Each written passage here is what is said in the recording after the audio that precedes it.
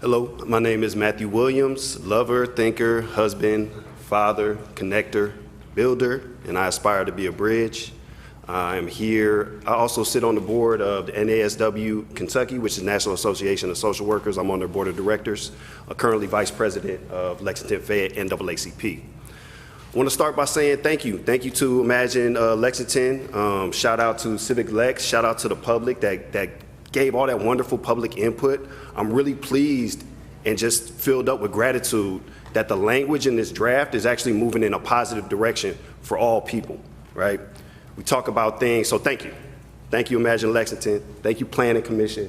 Shout out Civic Lex. Thank you, public. Anybody who had a part of that, thank you. I'm here today, too, to speak to not just you all, but to speak to our city council members, to speak to the entirety of Lexington, right? And ask a couple questions, right? So around this wonderful language that we see in there, we see things like safety, equity, anti-racism, right?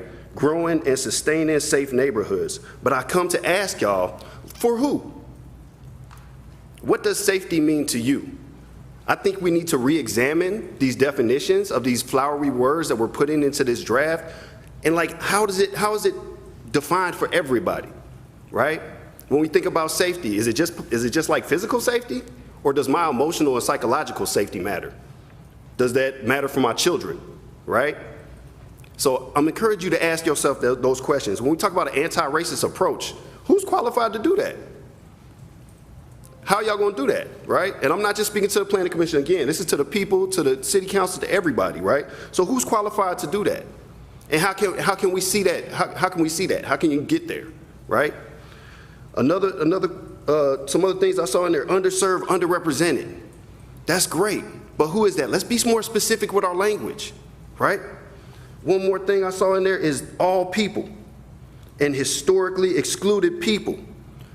Those are important words right there because people that are being excluded are indigenous folks. We gotta talk about land theft, right? We gotta look at the actual history that we've all lived through, and we gotta think about that for our future. I'm also a little disappointed to see the makeup of our Planning Commission. When I look at the KRS statutes, it says some stuff in there like people that have like financial interest can't be on the board. It doesn't really look like that up here right now. I see a lot of realtors, a lot of developers, and that goes directly against KRS statutes. So I'm confused by that. And I'm also not seeing a representation of the people. I'm looking at people that are in the top, I would get, just guessing, top 20% of incomes. That's gonna be generous, right? May I please have one more minute, Chairman? I mean, homie just got to pass out his papers and stuff, took a whole extra minute. May I have one more minute? All right, thank you, I appreciate you.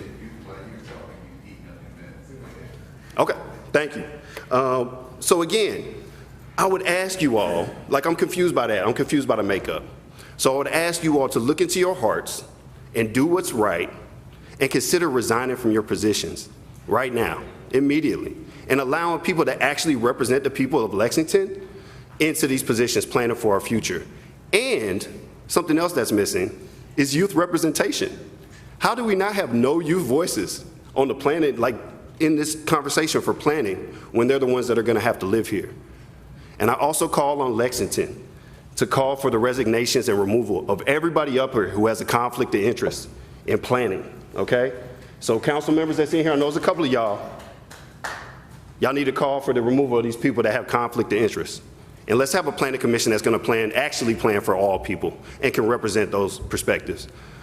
I respectfully thank you for the extra time. Thank you for your hard work. And I'm so grateful for the love that y'all put into this draft. But love is also accountability. And I'm here to hold to account that we can do better. We can do better. Thank you all. Thank you.